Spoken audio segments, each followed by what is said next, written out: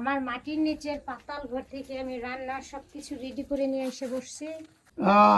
আল্লাহ গ্রানটা ভালো। যে বিসমিল্লাহ নাম একটু খাই দিই।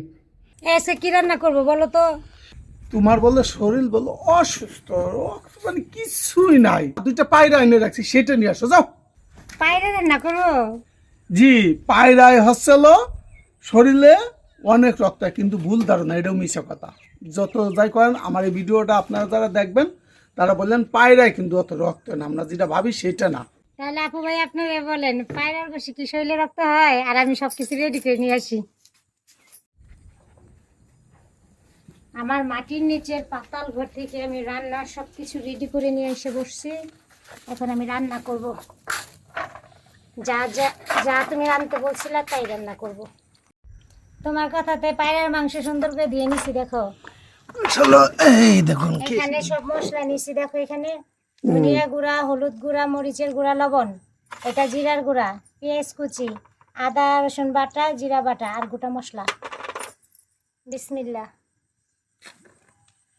কেমন হবে আপনারা বললেন তো, দেখা যাক দেখ। মশলা, পেঁয়াজ কুচি এখানে অর্ধেক দিব,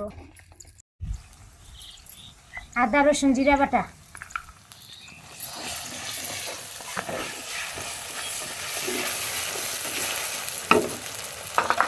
সামান্য পানি, সম্পূর্ণ মশলা।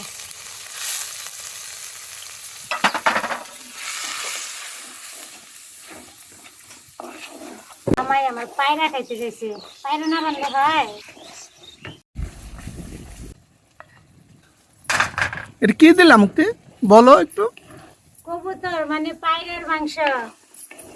ও আজকে কিন্তু আমরা পায়রা রান্না করবো একদম ঘরের সামনে।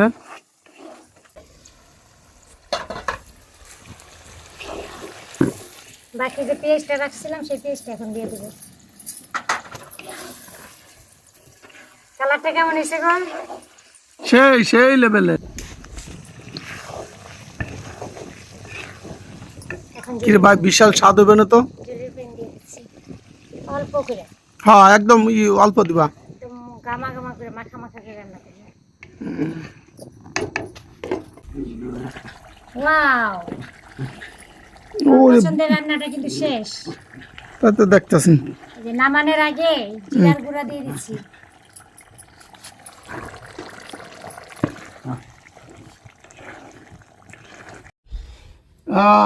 আল্লাহ গ্রানটা ভালো। যে বিসমিল্লাহ নাম একটু খাই দিই, কিন্তু গরম যে। খাইয়া বলো কেমন হয়েছে? গরম গরম ভাত। বিসমিল্লাহ।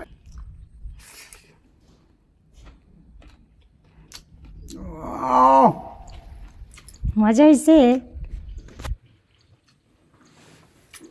এই খাবার খেতে হলে চলে আসেন তাড়াতাড়ি পাতাল বাড়িতে। সত্যি মজা হয়েছে? অনেক স্বাদের। আল্লাহ হাফেজ। আল্লাহ হাফেজ।